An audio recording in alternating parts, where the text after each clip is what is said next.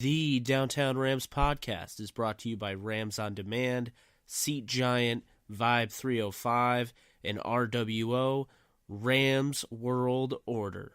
Now enjoy the show. Down the middle, to the end zone, caught by Brandon Cooks. Shoot your arrows. He picks. Nickel Roby Coleman throws. Enzo caught, touchdown. Tyler Higbee. Cooper Kupp plucks it out of the air and gives the Rams the lead. LaMarcus Joyner returns to the lineup with an interception in London. 35-30. Robert Woods, first down 20. 10-5. Touchdown. LA. No, it's Goff who keeps it. And Goff goes crashing into the end zone. Aaron Donald almost beat the football there and comes away with his third sack of the afternoon. Met immediately and sacked. Corey Littleton, have yourself a day. And he gets gobbled up. Savage has to eat it as Michael Brockers picks up the sack. He's decked by Ebu Tom. Picked off. Marcus Peters strutting his stuff. Mark Barron the last 4 weeks has been a Pro Bowler. Oh, it's picked off on the play by John Johnson. After the throw, and we mentioned that is his 8th completed pass in his career. Cousins sacked. Ndamukong Suh. Of all the guys, it's the rookie John Franklin Myers who knocks it out of Cousins' right hand. Todd Gurley, 20, 10, Gurley for MVP. Touchdown LA. Welcome back, guys, to another Downtown Rams podcast. It's episode 145. The Rams have done it. They clinched a first-round bye. Wasn't expecting this to happen, Joe. I have Joe Curley on, by the way. He joins the show. I was a little worried about this one. Totally did not expect them. Nah, I kid. I totally kid. But nonetheless, the Rams take care of business. And, the score, I'll just let you know, if you didn't see the game, the score of 48-32 doesn't do it justice. Right. And Joe was there, so, he can tell you.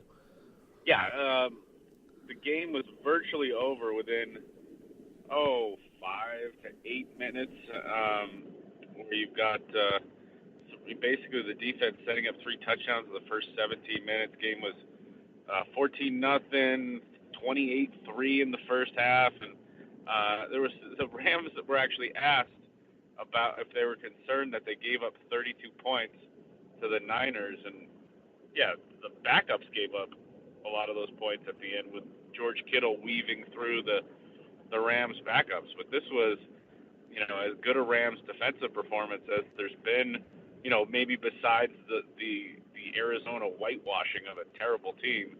This is a San Francisco team that had been scoring some points. So, it was certainly 48-32 does not do it justice. This was a 42-7 game, basically. Yeah, if you wanted to keep the Rams starters in this game could have been upwards close to 60. Realistically, they had 45 going into the fourth quarter. A lot to talk about before we get into it. If you like what you hear, be sure to subscribe and review on any platform that you listen to this show. I would really appreciate that, as well as Joe. So with that being said, if you haven't already, we have our little Discord channel going on, and every day pretty much around, I'd say, dinner time, Eastern time, I've been hopping on and talking with you guys. So if you haven't already joined the Discord channel, you should do that. It's 24/7 Rams Talk, so it's that simple. So that is that. But, Joe, a lot of stuff to discuss about this game. I know the Rams scored 48. I know this was a blowout, and the score didn't indicate that. We covered that. But there's a lot of takeaways. First off, Rams' defense had 2 turnovers in a blink of an eye. And that, I think, really set the tone early on that, whoa, okay, this is a game like you and I have talked about in the past. This is a type of game where the Rams are definitely going to try and blow this team out so they can take their starters out. And that's exactly what they did, but they did wait a little bit longer than people expected. No, they treated this game not as a regular season finale like they treated that Niner game last year. They said in the post game, that they treated this game like a playoff game. They treated this game like it was the Atlanta game from last year, a wild card game, a game that if they won, it got them into the divisional round of the playoffs. And I thought that was pretty simple, you know, um, coming from Coach McVay, but I also thought it was, I don't want to call it genius, but I thought it was really smart. It's not something that you hear a lot of. The Rams would much rather play, San Francisco in the wild card round than they would, you know, one of these other teams that's actually a playoff team. So I think that was kind of smart of them to look at it that way, and it pushed them into the divisional round for the first time in 14 years by beating up on an up and down kind of shell of a team, this Niner team that has been hollowed out by injury, and some of their backups have done well, especially offensively. I think Nick Mullins has been pretty exciting, and they didn't, and guys like Dante Pettis and Matt Breida have played well when they've been, healthy. But all in all, this is one of the lesser teams in the league. It's not Arizona. It's not the worst team in the league, but it's it's right there, and to have to be able to play that team in a game that gets you to the divisional round, you'll take that every time. And so, I think that was pretty smart of them to handle it that way. And I think there was some calls once they got up 31-3, was it 38-3? I think it was. Once they got up that big, I think, then there were some calls to get people out. And that's why, some of the subsequent injuries in the second half were, there you can kind of criticize, but when you're playing with, an NFL roster, there's not a lot of subbing. Roger Saffold had to play the entire game.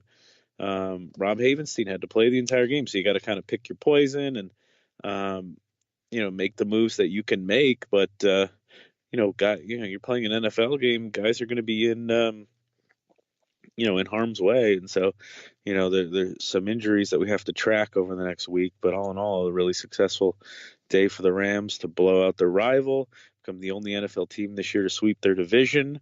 First Rams team in a decade to sweep its division. First, or a couple decades, I should say, to sweep their division. First NFC West team in a decade to sweep its division. First team in the NFL since 2012 to sweep its division. So, I think that's a pretty, as Jared Goff said after the game, it's a pretty good accomplishment for this team. That they're going to celebrate it tonight, and then get to work on a potential playoff opponent. Yeah, I mean that's I totally agree with you. I think that was a really good approach by McVay to get this team motivated. One thing I wanted to point out, a couple of things I want to point out. The Rams joined only one team, I believe, this year in the points. Yeah, they joined three teams, actually, because the Saints did get to over 500. The Rams finished second in points scored. They scored 527. The Saints scored 565. Second most ever. I believe it's the second highest and figure it is, in Rams history. Because they came in, they needed 48 to pass the 1999 Rams. They needed 21 to pass the 2001 Rams. And the 2000 Rams, they needed it would have been a record-breaking day.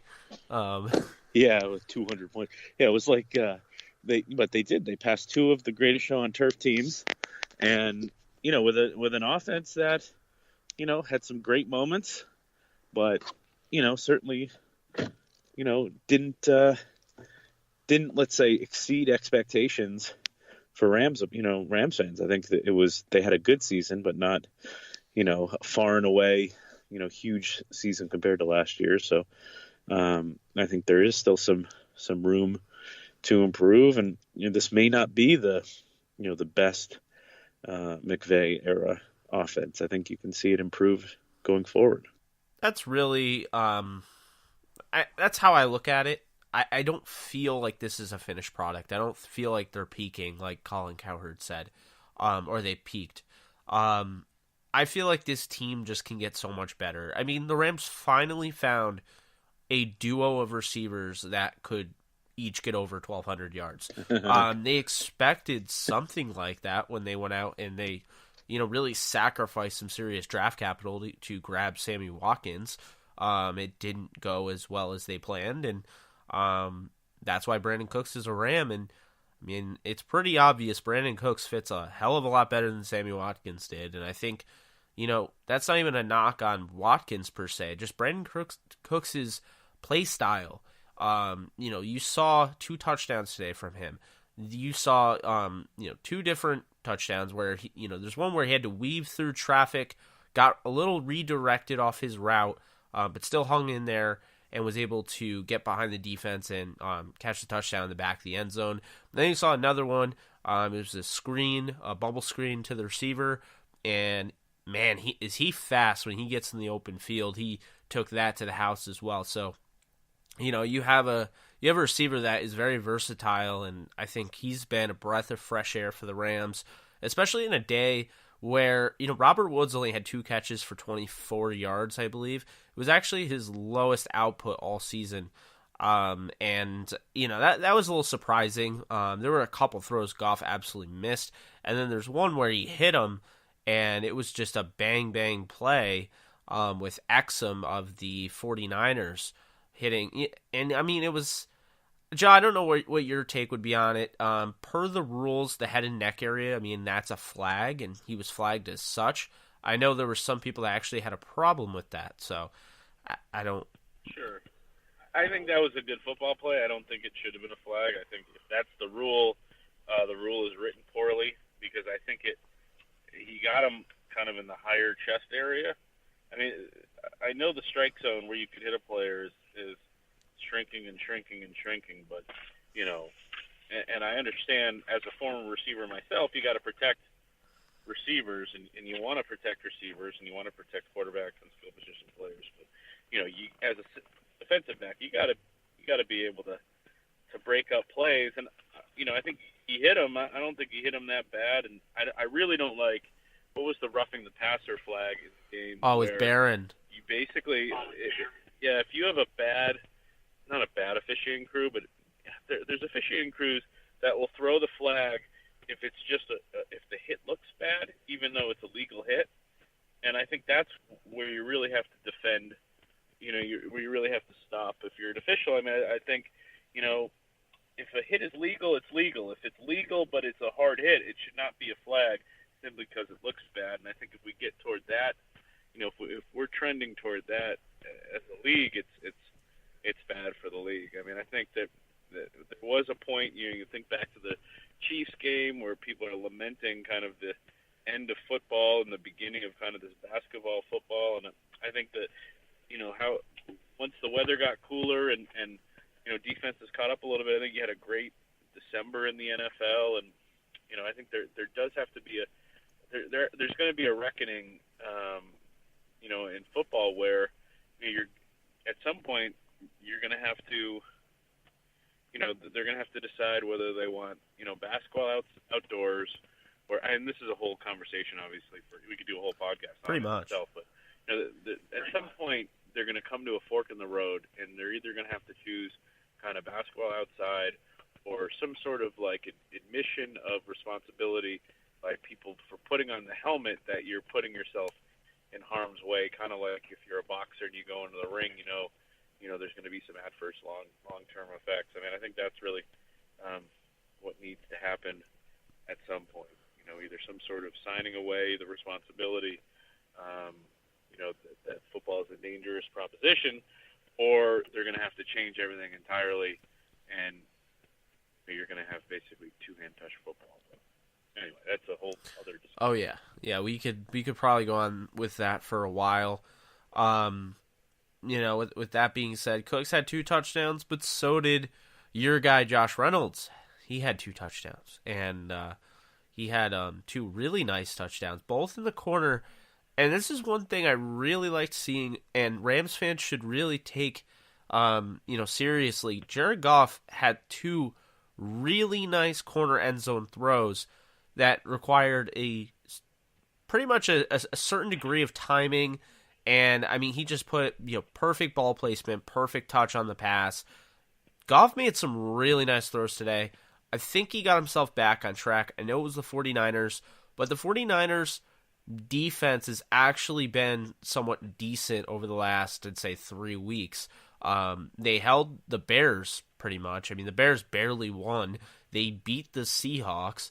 I know, 2 weeks removed from that, they got obliterated by the Seahawks. But, my point is, I don't think they played a 49ers team that looked like they had completely given up, like, the Packers after Aaron Rodgers, during the 1 o'clock games, or the Saints, who were playing their starters on defense, but it seemed like they didn't really care as Kyle Allen kind of lit them up, the third string quarterback out of Houston. So, I just thought that was a good thing for Goff, and I think that's why they kept him in there as long as they did. I know people were like, take him out, but he's not going to be playing until the divisional round.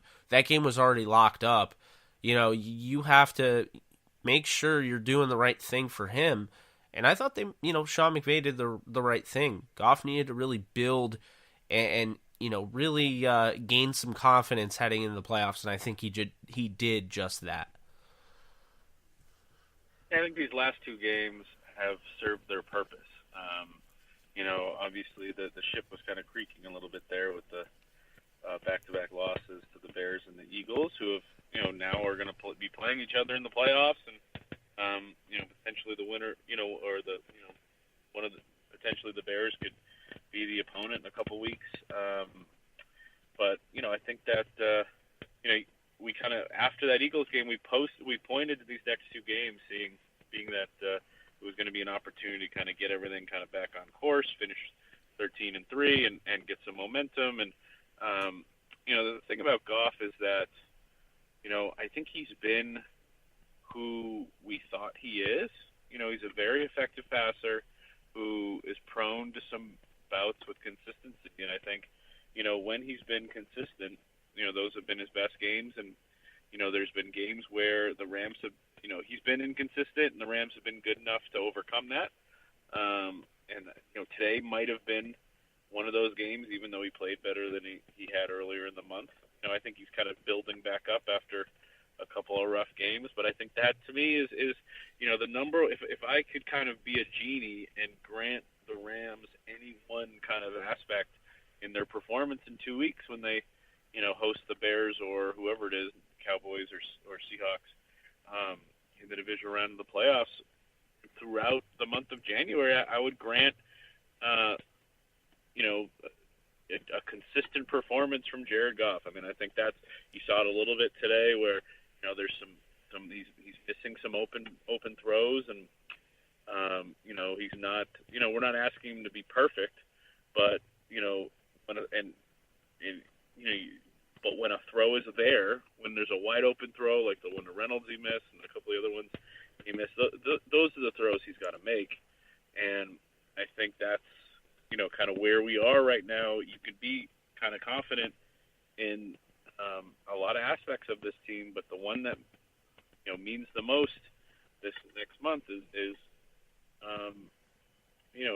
we don't quite know what we're going to get out of Jared Goff in the playoffs, and that's kind of what I think a lot of Rams fans are going to be not keeping them up at night over the next couple of weeks. Yeah, I think that's it's very key that he stays the course. He needs to be consistent. I don't think the Rams are beatable when Jared Goff is consistent. I really don't. In the games the Rams have lost, it's come on the back of Jared Goff not having a good game. The Saints game, he had to battle back, and sure, he might have done his part, but at the beginning, I mean, I would say he struggled a little bit. That also being Marcus Peters, and Talib wasn't healthy and all that. But, the Eagles and Bears game, definitely. Goff, the Eagles game, you always are going to think, I mean, as long as you go back to the game, you're always going to think about the time where Jared Goff threw that ill-advised interception that was kind of like a fumble, interception. Just a weird play, and it just wasn't needed. We got to live to play another down. And then Chicago, that game, he just had a bunch of ill-advised throws, and as long as he stays the course, the Rams will be hoisting the Lombardi Trophy. It's just a matter of, can they get the consistent production out of Jared Goff, in cold weather or whatever, as long as they have Goff. Because I'm not just talking about this postseason. I'm talking about if, say, the Vikings, who didn't make the playoffs this year, say they're the number 1 seed down the road and you have to play in Minnesota or, Green Bay. My point is, if this is your franchise quarterback, he's going to need to step up to the plate and win big games. Right now, he's 0-1 in those games, albeit that was not all his fault against the Falcons last year. I think he's got a really good chance this year to really start, bouncing back from that. And again, if he stays consistent, I don't see a team that can beat this Rams team with a consistent Jared Goff. This isn't on the show sheet, but let me hijack you briefly, because it was a kind of a talking point at the end of the day on Twitter today. Did you see that tweet where, what is it, the top 6 highest paid? I'm looking at it right now. You see Rich's tweet? Oh my God! So, great tweet about Aaron Rodgers, $33.5 million, Matt Ryan, $30 million, Cousins, $28 million, Garoppolo, $27.5 million, Stafford, $27 million, and Derek Carr, $25 million. None of them made the playoffs. And then just a tremendous. Rich has been on fire. Rich Hammond of Daily News has been on fire today. He retweeted that and added the comment: "Is this a bad time to point out that Jared Goff is eligible to sign an extension at 12:01 a.m.?" Huh. So, the Rams are quickly, going to be reaching a decision point. And, I'll put this question to you. Considering those numbers, I'm talking about the top 6 highest paid quarterbacks in the NFL, all of them north of $25 million, is Jared Goff a top 5? Does he deserve a contract that puts him, in the top 5 of quarterbacks in this league? Is he a $25 million quarterback? And to go in there, you're talking about, if he's going to be put in there, you're talking about $27.5, $28 million a year. So, my issue with that is that right now, if the Rams are having, a rough showing out of their defense, I've only seen one game where Jared Goff has absolutely had to really take over and win the game. And I felt like that was the Minnesota game. Even the Kansas City game, while he did a little bit of that, they got 2 defensive touchdowns. I mean, Patrick Mahomes, I would say, outdueled him. With that said, Goff was really good. He still missed a ton of throws. And that's another thing that's just not really explained by people. They don't really grasp that because the Rams scored 54, so that doesn't, that got put to rest. But Goff did miss a lot of throws in that game. The Vikings game, as I've gone on record saying, was the most perfect game I've seen a quarterback throw this season. I mean, he was absolutely perfect, and the Rams won by a touchdown. And that was at the beginning of the year. Defense wasn't, fully, gelled and everything. I get that. But can Goff come through when things aren't always great? He had Cooper Kupp. He had Robert Woods. Brandon Cook. Everyone was healthy. I'm pretty sure even Talib was healthy. But the fact is, and before I go and I spend money on a quarterback like that, I need to know, can he win the big game? I mean, when you look on this list, Aaron Rodgers, Super Bowl champion. Matt Stafford has not won a Super Bowl. He has not gotten to an NFC title game. Derek Carr, I don't even think he's played in a playoff game. Now, that's not his fault. I mean, he had that back, he broke his back or whatever. But, Derek Carr kind of took a step back. And literally it's one Lombardi. That list, the top 6.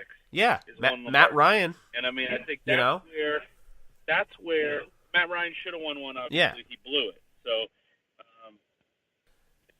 absolutely disgusting that Kirk Cousins has that contract, that Matt Stafford has that contract. Garoppolo. He doesn't have a playoff win. Garoppolo should they're giving Nick Mullins. Anyway, Nick Mullins has better stats than Garoppolo. And you know my opinion. I got made fun of for this. I'm just going to say it. My opinion is that I think that Sean McVay could bring in, if he found somebody he liked in the draft, and brought someone along or brought a free agent in, I think he could get you what he gets out of Jared Goff just out of his coaching ability. The problem that the Rams have is they have far too much invested. And I don't want to crap on Jared because I think Jared does have some things that you can't teach. I think he's tougher than most quarterbacks in the NFL.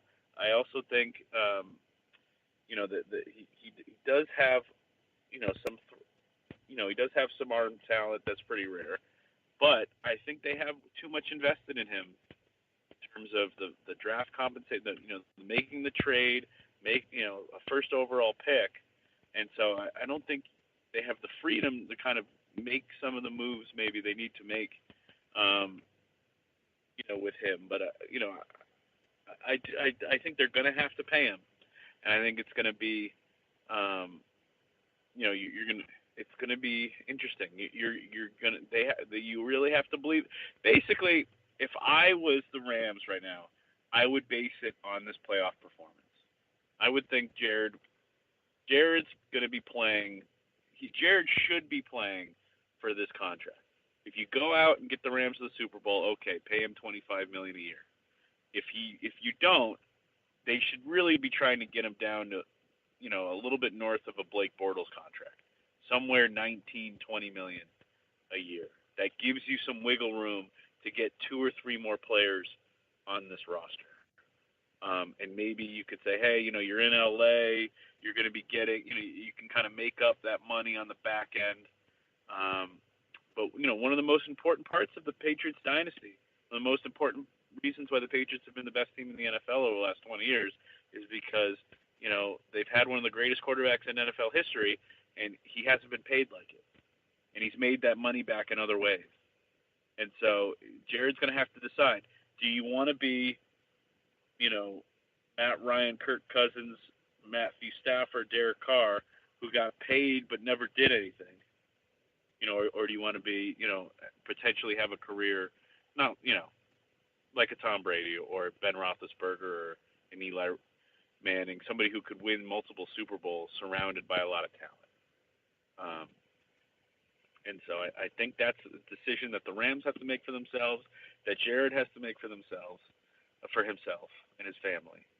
But, if we wake up in the middle of the offseason sometime and they give Jared $30 million a year, it's going to be a franchise-changing moment.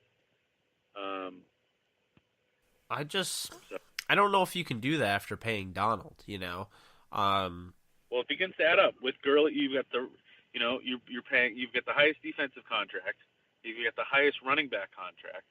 You can't have, with those two things. I don't know if you can have those two things and a top 5 quarterback contract, and then how are you going to fill out the rest of the roster? Yeah, so I think I definitely can see that.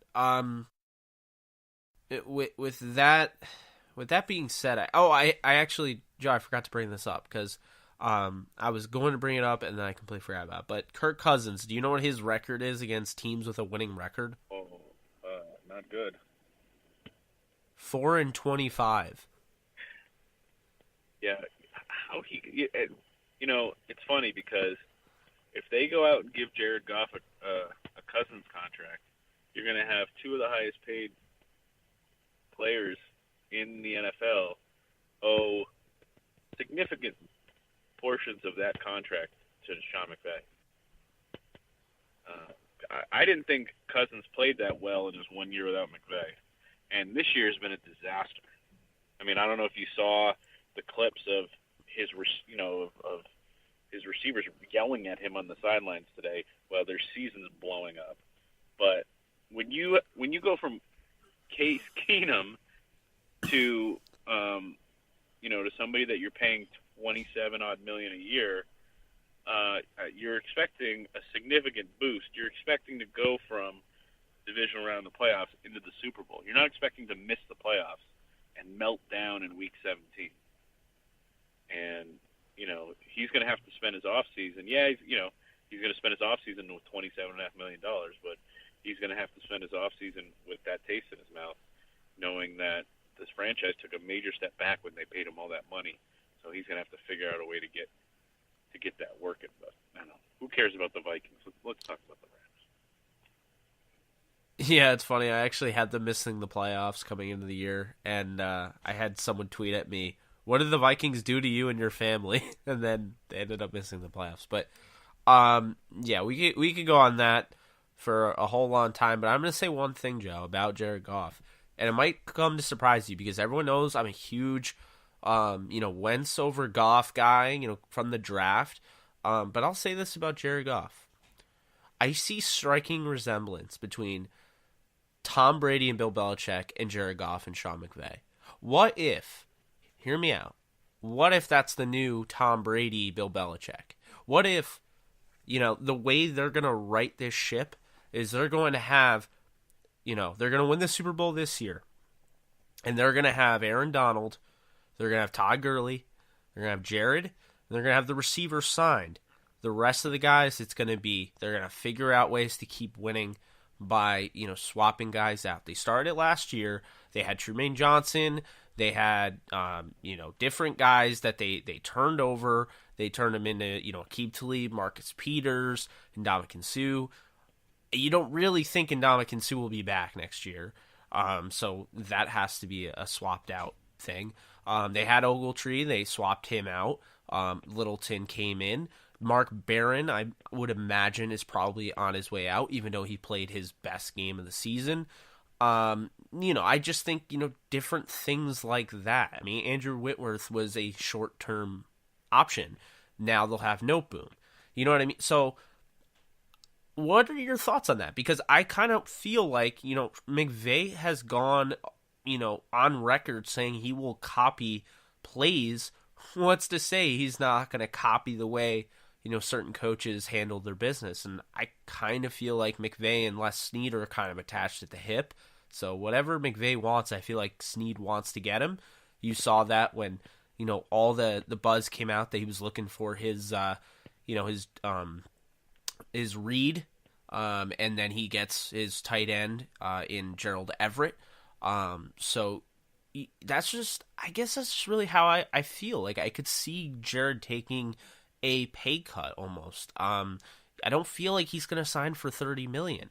I actually feel like he'll be more towards the Tom Brady. He's a different player. When I watch other quarterbacks, and I mean, there have been some interesting quarterbacks that have won the Rams' horns. I mean, you look at Sam Bradford, you look at Austin Davis, Nick Foles, Case Keenum, Mark Bulger, Ryan Fitzpatrick, Kurt Warner. Like, as of recently, I just feel like there's something different about Goff than all of them.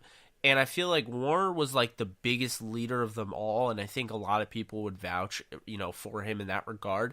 But Goff really has command of this team, and he's not like a vibrant personality. But then, you hear him after the post game. He's clearly, in the know of what he's doing. His teammates love him. His coach loves him.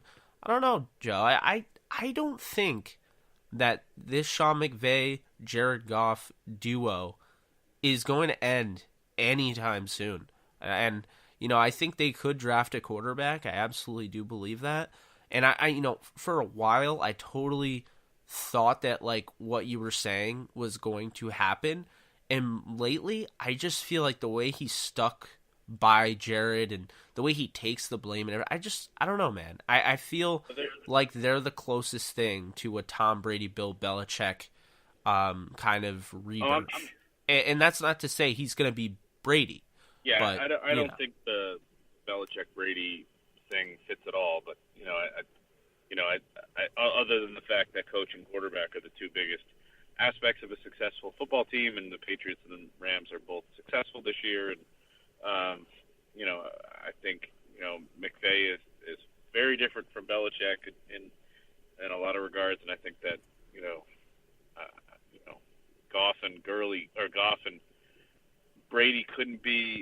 different.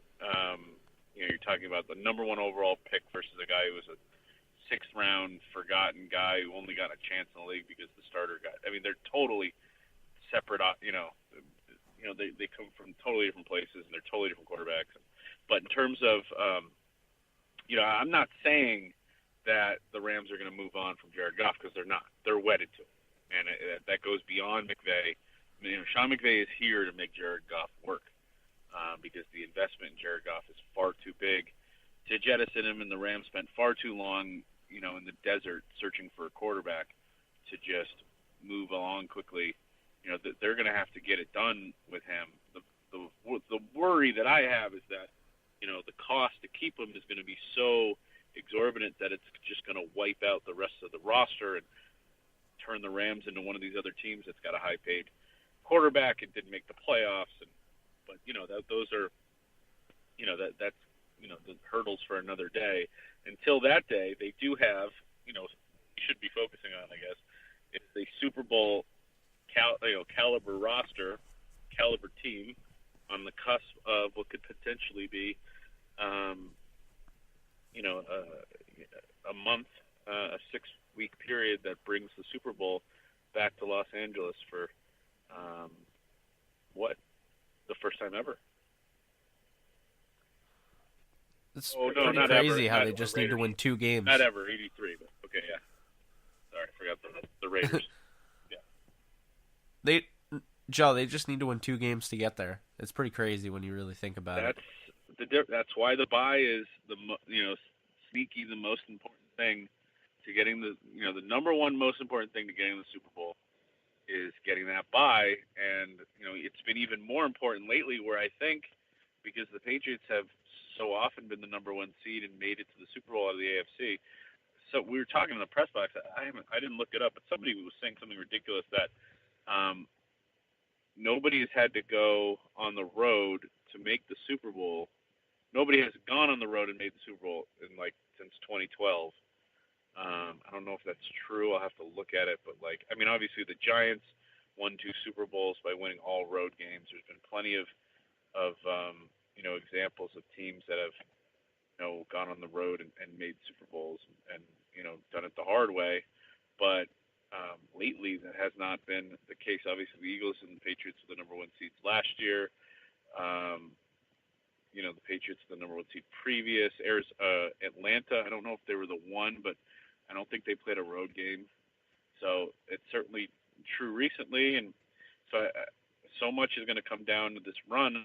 Obviously, the Rams are going to have to take care of business in that first game, and they may have to go into New Orleans. But I don't think the Saints are playing all that great. I think they certainly we could have 2 home games in these playoffs if things break right. So that's certainly within the realm of possibility. Certainly, Rams fans would love to pay for 2 home games in the playoffs before Super Bowl in Atlanta.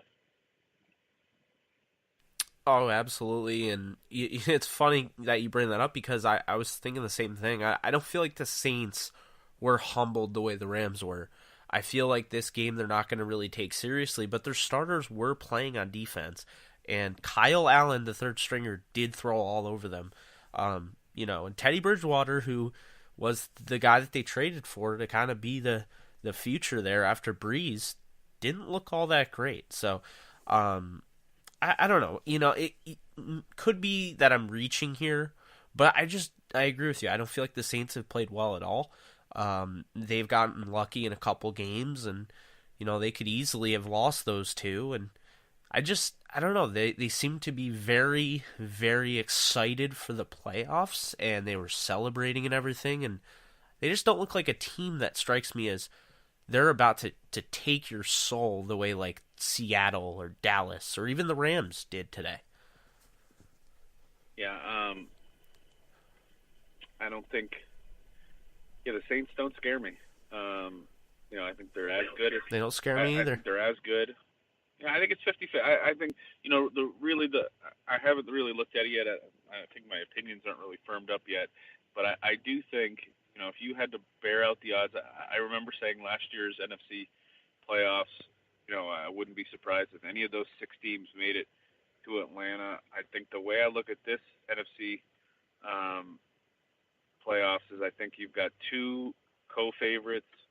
I think if anybody comes out of the NFC that's not the Saints or the Rams, that would surprise me. I think I'm pretty sure when I make my prediction and I look at it, it's going to be Saints Rams in that NFC Championship game, and it's going to be a coin flip. I think you look at that game, certainly there's a lot of bad memories from a Rams perspective, but a couple things here and there, and the Rams would have had one of the great comebacks in their history, and they put themselves in that position off a bad referee decision. So anyway, not to unpack a football game from 2 months ago, but certainly the Rams are. Somebody told me today, the Rams, no one's going to go to New Orleans and win. I think it's certainly capable that anybody can, any of these teams that make the playoffs can go to New Orleans and win.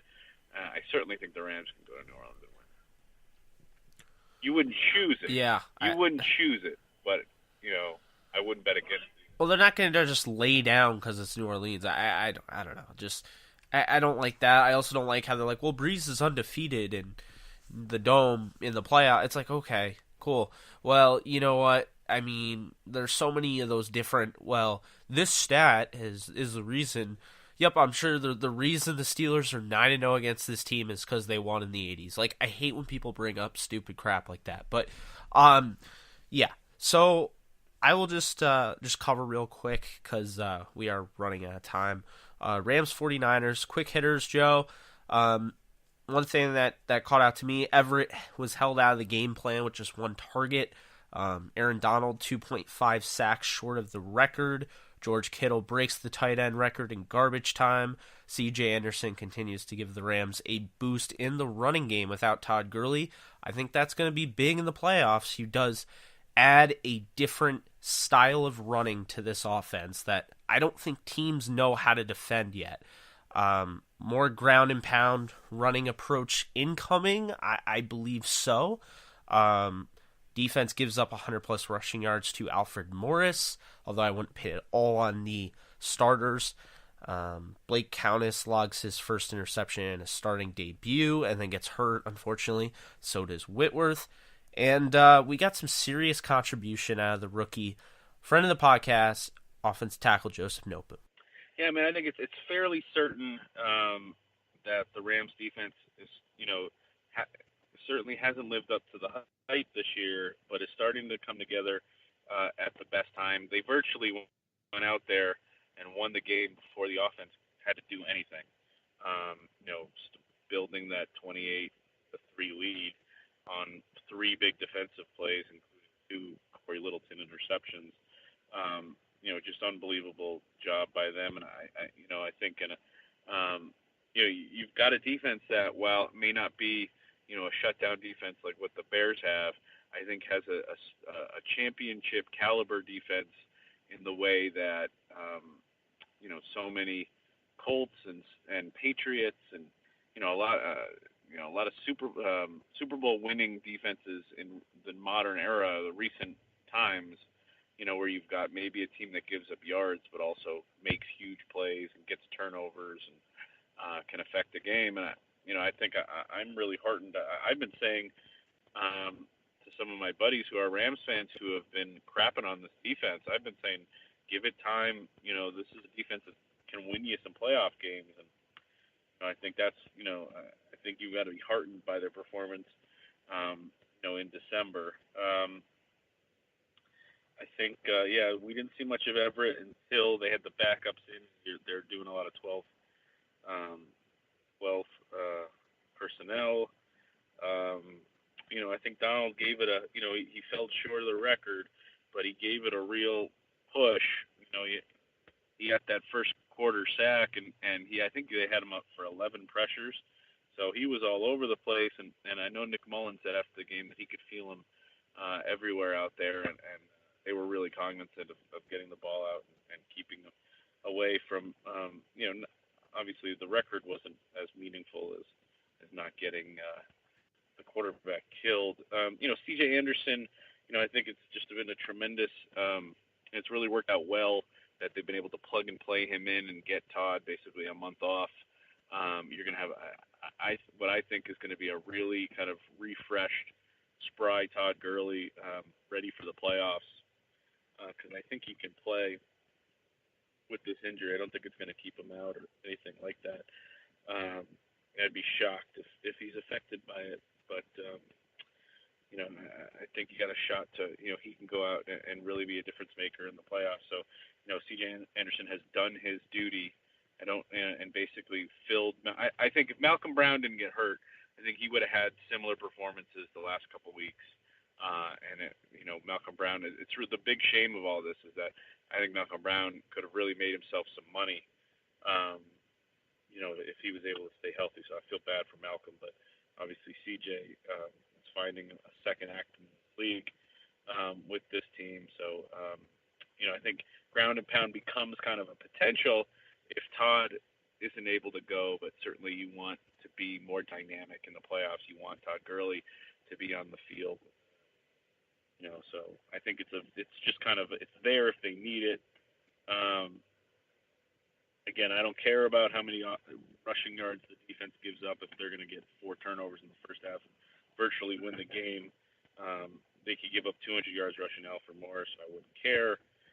Real shame for Blake Countess because I think that he goes out, gets his first pick, and with LaMarcus being a free agent again, I think Blake's out there playing for a job. Both Blake and Marquis, I think that they may be they may share that position next year. And I think Blake is out there, playing ball and looking like he's going to, potentially save the Rams some money at that position next year. And then he obviously gets flattened on a run play, and hopefully he's okay. If he's got a concussion and he's not able to play in the playoffs, that would be a huge blow if Marcus isn't able to get good. And I think that Whitworth is a potential huge, even though Noteboom played well and had a key block for a touchdown right after he came on. Obviously it would be a disaster if Andrew Whitworth isn't well enough to play in 2 weeks. And since according to the Rams, according to Coach McVay after the game, it's just a bone contusion and just he kind of knocked knees with somebody and it wasn't a big deal. And so I think he'll be all right. I'm sure he won't see the practice field until the week of the wild card game at the earliest. The divisional game at the earliest. So I think they, according to the Rams, they avoided disaster. But certainly that was, that would have been really bad if that was a significant injury. But also good that you got Noteboom and Allen some time out there. All in all, to me, the big talking points of the games are, C.J. Anderson continued his contribution while Todd Gurley rested.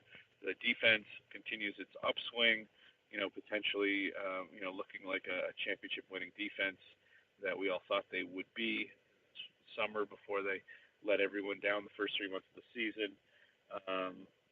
And the injuries. I think you hit all the main talking points from the game, and I think we're 13-3. Major offensive numbers. One of the best offensive teams in franchise history. The second best record in franchise history, tied for that mark. All in all, you have to say overall the Rams, from a regular season perspective, were the business. They lived up to the hype as a team. They performed 13-3 in division record and a bye. A step forward in the second year under Sean McVay, which is what you want to see. You want to see momentum, an upward trajectory going as a coaching staff is coming together. So I think all in all good grades from virtually every aspect of the franchise and every aspect of the team. And now you just gotta put your best foot forward and see what you can do in these playoffs. And I think they have as good a chance to raise the Lombardi in February as anybody. I completely agree, and I definitely want to give a shout to the linebackers because, the biggest issue last year when the Rams lost in the playoffs to the Falcons was linebackers. I mean, Barron and Ogletree both had a bad game, and when Brockers went out with the knee injury, it really opened up the hole for Tevin Coleman and Devontae Freeman. And those guys really had to finish at the second level and make those tackles, and they weren't able to. And so the big chunk plays came away, and it pretty much sealed the deal for Atlanta. So it was really good to see. Littleton had a little bit of a dry spell halfway through the season. Pretty much after the Packers game, I would say he kind of hit a wall. But it looks like the last couple weeks he's really been back to his form. And Barron, I mean, he's been really bad, and I think that's putting it lightly this entire year, as long as he's played, because he was battling that ankle injury, the Achilles injury, and he came back from that. But Barron really had a lights-out performance. He laid the boom on a couple of those plays. He forced the fumble to really set the tone early on, and I think if the Rams get that production out of the linebackers, everything else is going to fall into place. That was really the issue last year, but the tackling was there. Those two together generate 3 turnovers for the Rams, and 3 turnovers in a game that, really we weren't sure how it was going to go. I mean, I did expect a blowout, but I expected it to, come gradually. They completely took any game plan out of this game for the 49ers. There was nothing they could really do. The Rams dictated the game from the get-go, and they kicked the ball off. They deferred, and the 49ers took the ball to start. And when you get a turnover on the opening drive, I mean, you saw it last year against Philly. It changes the momentum of the game, and really puts you in a good spot to end up with the W. Yeah, couldn't agree more. You got it. But if that's it, then I think that's it, Joe. I think we've covered that pretty well. But let's I hit you with one thing before you let me go. I think that you had a great question here in the bottom half here. If you take the 3 teams, the Rams could play in the divisional. Who would you pick, and who would you want to avoid? But why don't we rank those teams from kind of the one you would want to get in, and maybe the one you'd want to avoid. I really like that. So as far as ranking the teams that I would want to play, I'd go number 1, Dallas. Nice. Bottom line is, if I get to have Aaron Donald hitting Dak Prescott early on, rattle him, I win the game. Number 2, I would probably say, I would say the Bears. No. Yeah, I'd say the Bears. I'd rather play the Bears. I think the Bears are a different team on the road. They should have lost to the 49ers, the same team the Rams had no problem with at home or on the road. The Bears really didn't play all that well on the offensive side of the ball and really kept the Rams in a game that they should have dominated. I think the Rams would win pretty easily against the Bears, and they've had some issues in the back end of their secondary. Eddie Jackson's not been, all that. So, if he's not fully healthy for next week, I see them getting bounced out. But the reason I say, the Cowboys-Bears first, the first 2, is because the next 2, I don't really know what order to put them in. I would probably say the Seahawks 3 and the Eagles 4. Here's the thing. The Rams can't play the Eagles because the Eagles win, they automatically get the 1 seed. You're right. So, yeah. Eagles might be the team I wouldn't want to see. Out of all those 4, you're lucky. The team that's proven they can come in the Coliseum and win is Philly. So, if it was 4, that would be the team you would not want to see. But you don't have to worry about that because they're the 6th seed, right? And so they're going to automatically play the Saints. So I think you're in good shape either way, because I think even though Philly did get run in the Dome earlier this year, but I think they could go in. I could see them beating the Bears, and I could see them beating the Saints. Nick Foles, ribs and all. I'm not gonna. There's somebody I'm not gonna bet against in the playoffs. But let me here. Go ahead and finish your thought on Seattle, and then I'll give you mine. No, I completely agree with that. I would have, if the Rams could play the Eagles, I would have them last. Simply put, they're the defending champions, number one. Number two, I'm not about to want to play a team that has beaten me at my home field back-to-back times within the last year. I just don't think that's a smart idea. But yeah, so the Seahawks, the reason I would least want to play them is because I feel like they're the most dangerous. I feel like the Seahawks can beat anyone. I feel like the Seahawks have a fun offense where you have Russell Wilson, who's been there, done that. He's thrown 5 interceptions in a game and still come out on top. I think Russell Wilson, his mobility obviously keeps you honest. And the reason I say this is because it's not about the Rams necessarily, Joe. I look at it as sicking the. I would look at it as sicking the Seahawks on the Saints. That's how I look at it. You take out the Saints with the Seahawks. Now, I'll play either. I feel like if you feel that your team's a playoff team, you shouldn't be hoping that your team plays anybody. Right. Super Bowl team. You should just be like, okay, whoever we play, we should win. So that's how I look at it. But you can still debate kind of best matchup versus worst matchup for sure. Well, yeah, and that's why I think the best matchup for the Rams is the Cowboys. Their defense is good, but, I don't know how much better you could say their defense is than the Bears, if at all. They did completely lay an egg when they went on the road against the Colts, and to me that was telling, because I feel like that's kind of how it would be with the Rams. The Seahawks, I think they're very dangerous. They have a balanced attack. Chris Carson is a monster. They have Doug Baldwin, David Moore. Tyler Lockett is explosive. They always give the Rams a run for their money. I feel like the Rams are going to end up playing either Seattle or New Orleans in the championship game, though. That's really how I see it. Right now, if I had to go with any of them, Joe, I'd probably say Seattle. I could totally see the Seahawks sneaking up on the Saints. I could see the Rams beating the Bears, and then we have a rematch of the NFC West, the two top teams. The last time the Rams played Seattle in the playoffs, they won. They swept them for the series 3-0 on the year, and they won the wild card. So that would be very interesting to play for the Super Bowl. But that's how I see it, Joe. And I think those are the best matchups.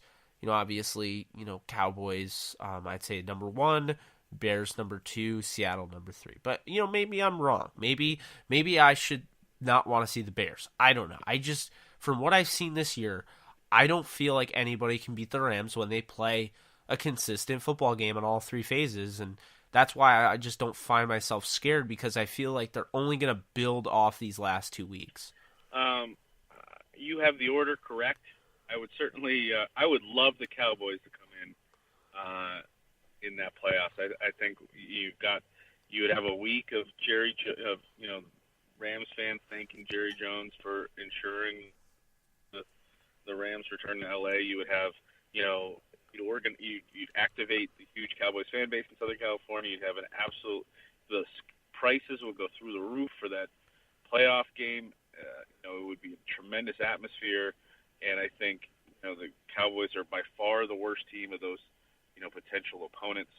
I think you really would have a great opportunity for the Rams to go out and just kick the Cowboys' butt on a huge occasion.